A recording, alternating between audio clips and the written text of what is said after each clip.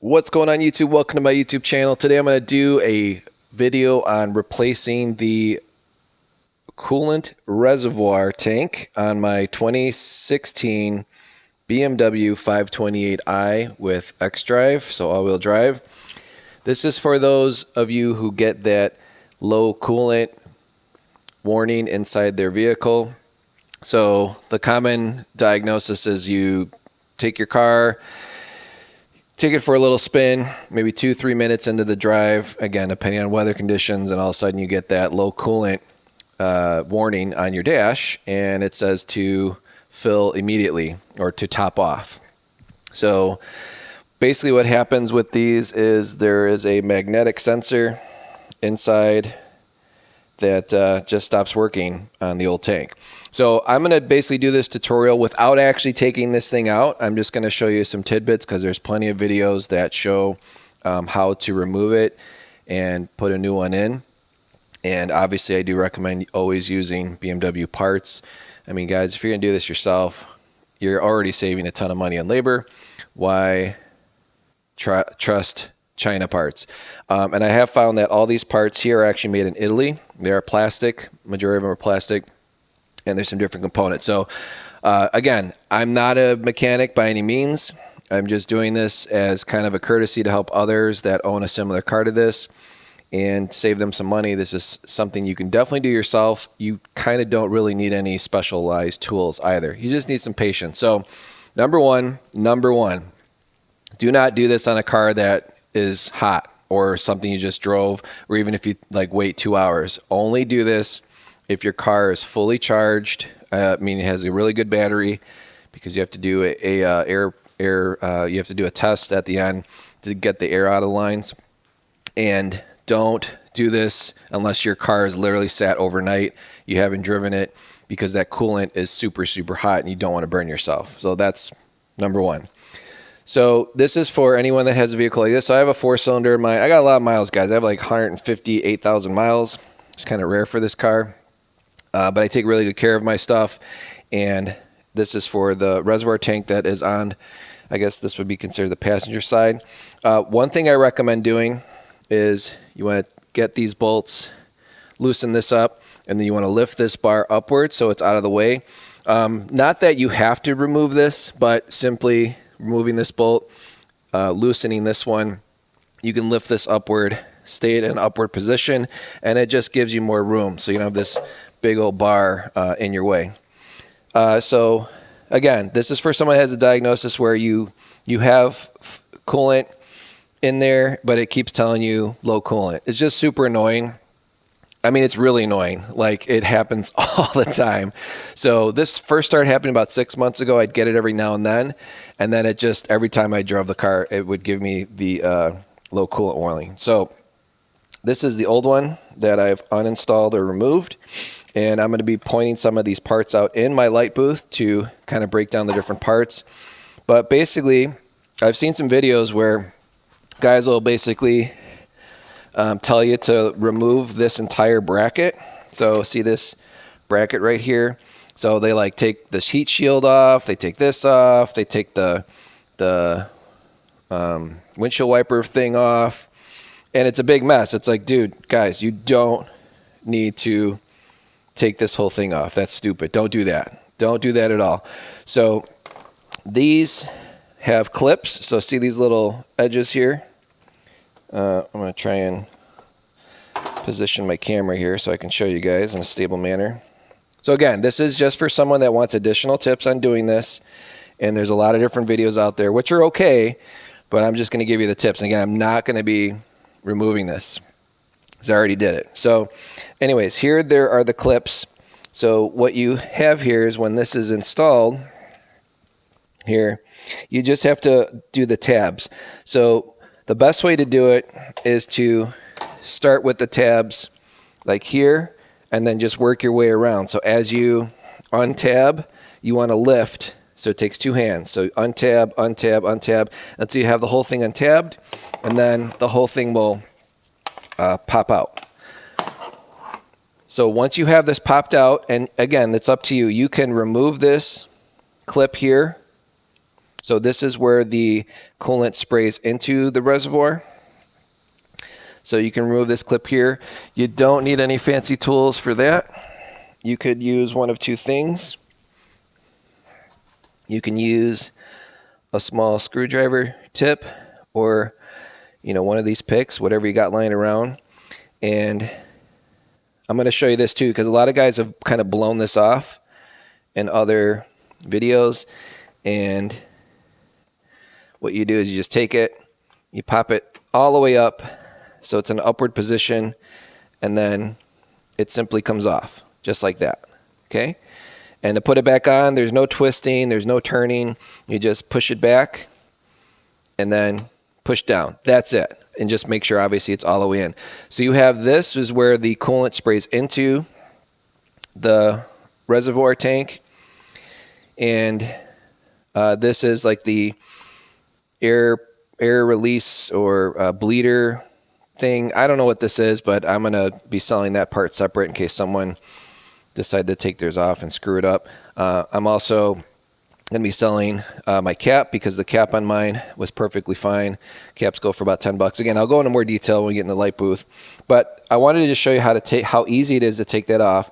No turning, no twisting, just pop it, pull it. Okay? Now on the bottom of the actual tank, there's another one just like this. There's another one here, and you have to, again, pop the clip up, and then you just pull it out. But first thing you want to do is remove your sensor.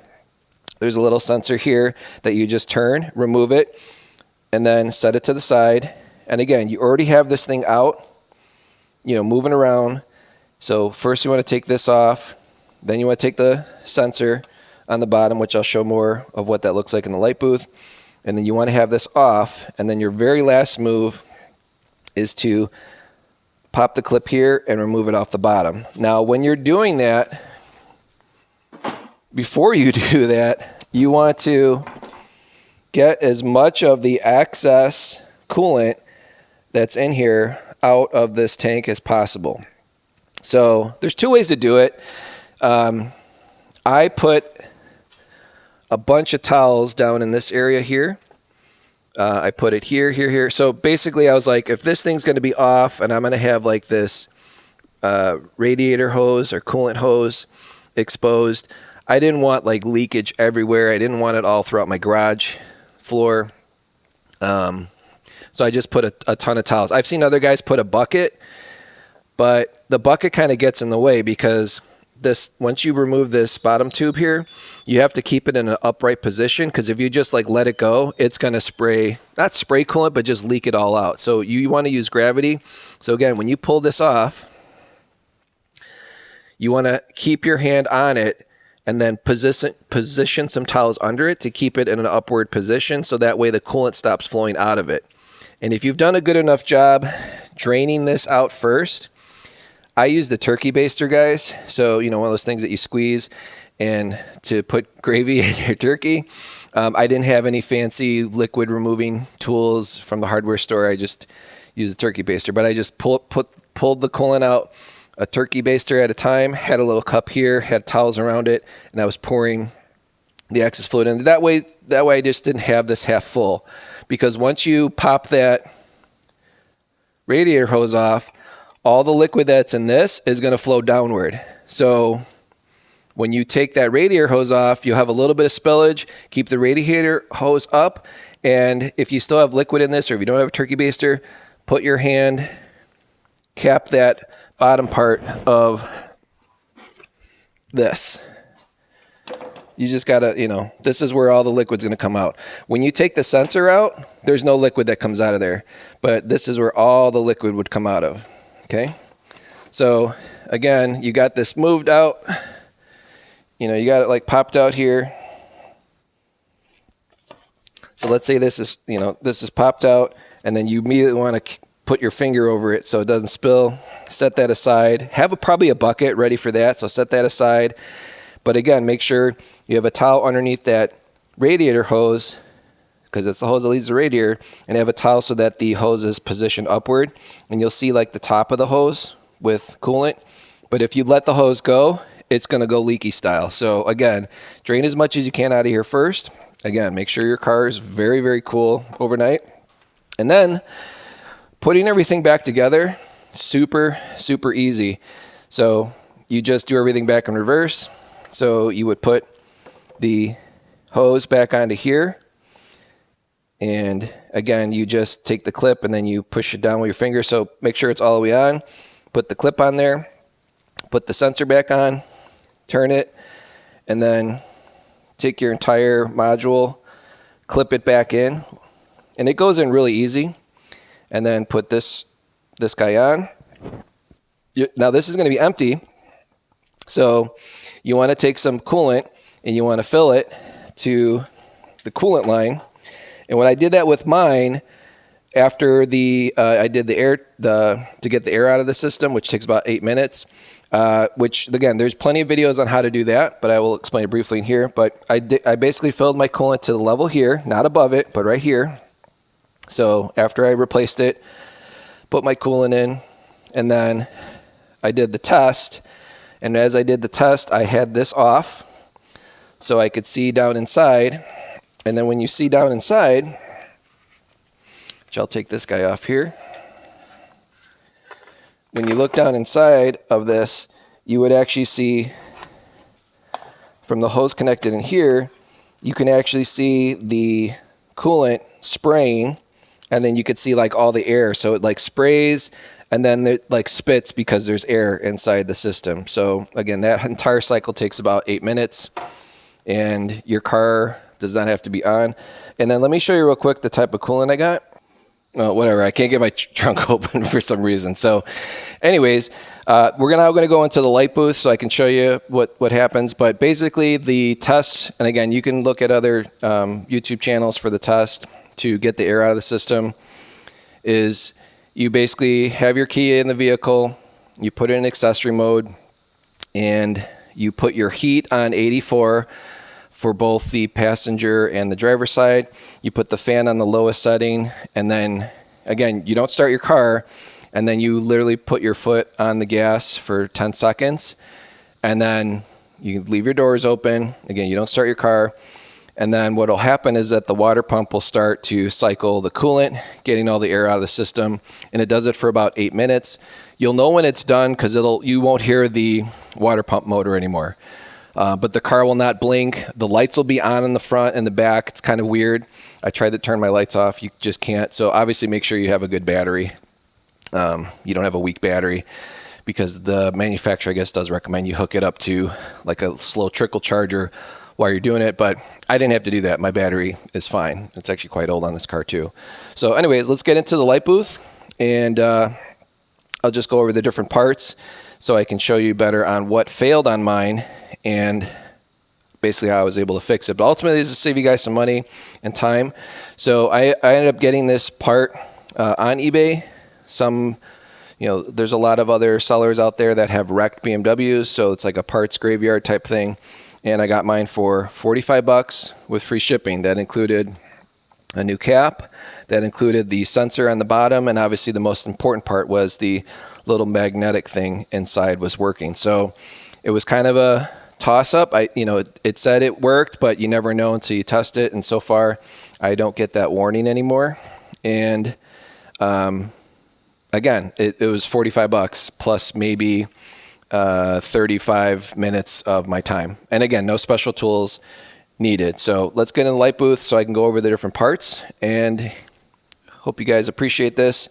And if you don't need to see the parts, obviously you can stop it here. But please before you leave, give me a thumbs up. Give me a comment. If you're a BMW mechanic, maybe this pisses you off because I'm saving someone money. But again, if you're not mechanically inclined, obviously don't do this. But again, there's nothing really fancy on this. I think this part alone, if you got it from the dealer and with labor and everything installed, probably about $500, $600, $700, $800. Who knows, right? And then they'll probably find something else wrong with your car. So anyways, let's get into the light booth, and I'll just go over the different parts.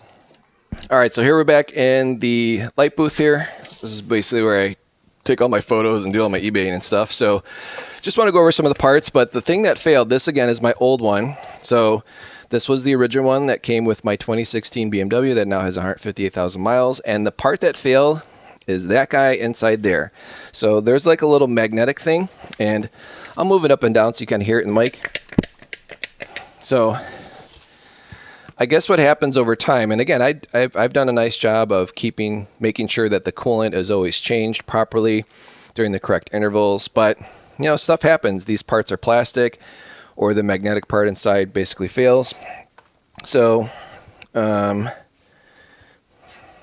basically, let me try and find, oh, here it is. So here's the actual part here, and I wrote down the part numbers.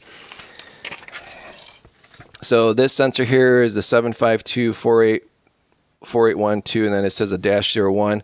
It's super small, the little part numbers here. But basically, and I'm going to sell this for 20 bucks. There's nothing wrong with this. So this is the actual one that came with my replacement one, and which works perfectly fine. But I was able to use my original one. But it is easy to take off.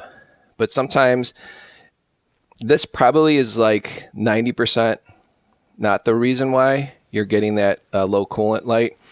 But there's a part inside here. There's basically something inside here that, I'll show you how this goes on.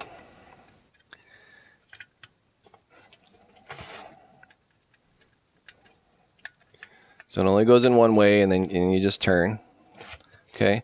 So, but basically there's a sensor inside here that picks up the level of the magnet. So when your reservoir is full or to the correct reading, the little sensor in here that picks up the magnet inside here will show that the sensor is in upright position, meaning there's enough fluid inside. And when your magnet inside has failed, or that little thing that dips up and down has failed, it'll stay in the downward position. So even if you have the correct amount of coolant, it'll say low coolant, please refill or top off as soon as possible. So again, it's super annoying, but this basically is not the part that fails, because there's nothing really that can fail on it.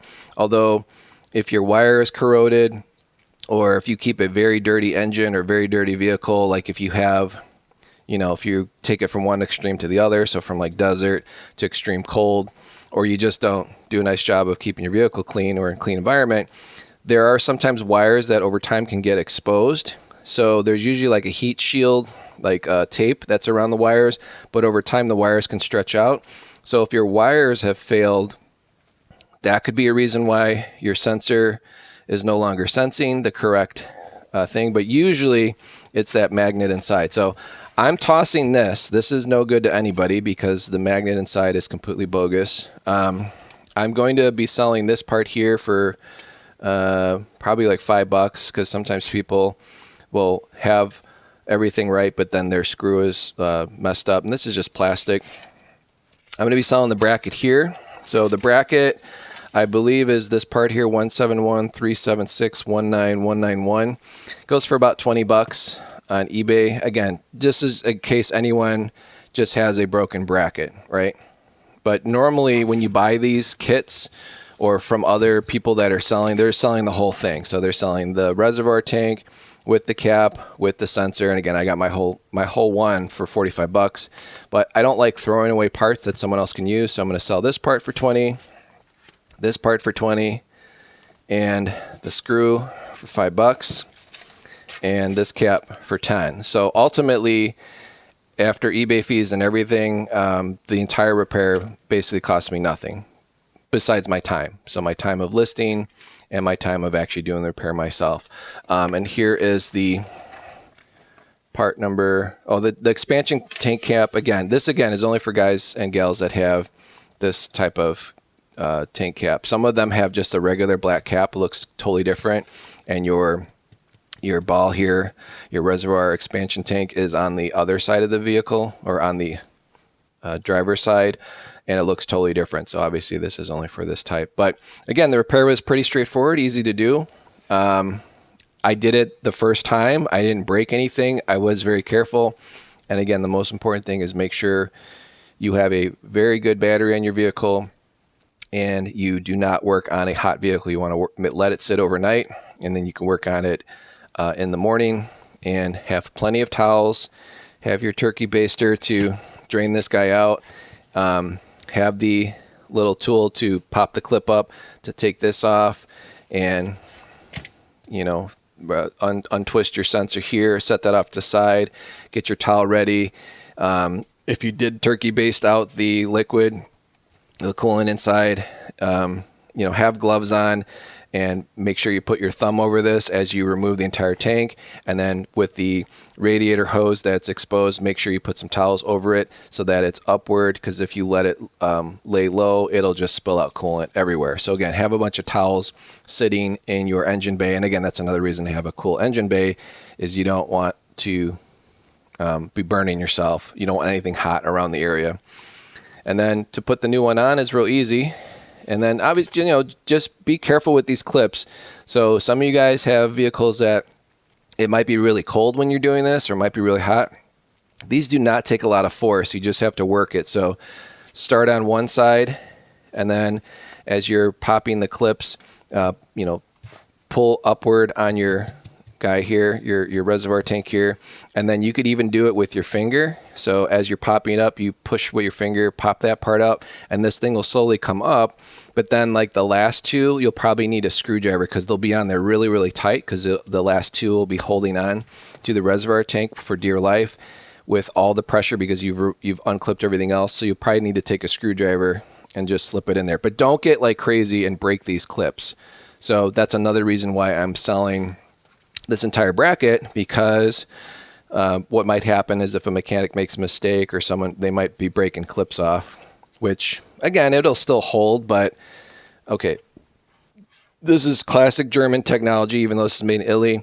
Like, call me crazy, but that's over engineering. Most vehicles, it might have two clips, one here, one here, one here. Nope, not BMW. We have clips all the way around, just in case, you know, you're doing some high performance stuff, which not really doing it in the 4-banger that I have. But again, you could see how extreme this, obviously they use these in the M cars as well, and the very powerful engine. So very, very important that this reservoir tank has no chance of slipping forward or out.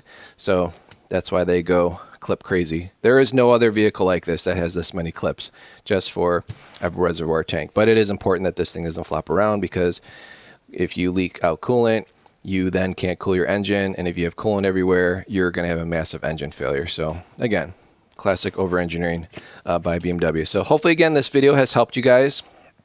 Again, this is more of the parts part of it. So again, look for this part. I can show you what that sensor here looks like inside. There it is. So it's probably just like a little magnetic resistor or something that picks up, and it's literally just picking up this